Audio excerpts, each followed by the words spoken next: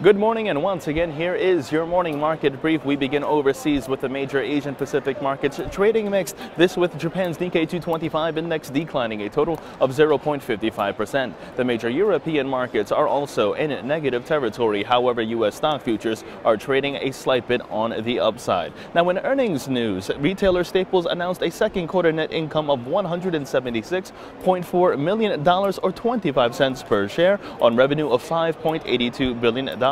Those figures all beat Wall Street expectations. Meanwhile, agricultural equipment maker Deere & Company posted a third quarter net income of $712.3 million or $1.69 per share on overall revenue of $8.37 billion. Those earnings were also up from $617 million 1 year ago. Continuing with earnings after yesterday's closing bell, Dell earnings came in pretty weak and the stock continued to fall. At the same time, the company lowered its revenue outlook while raising its income outlook.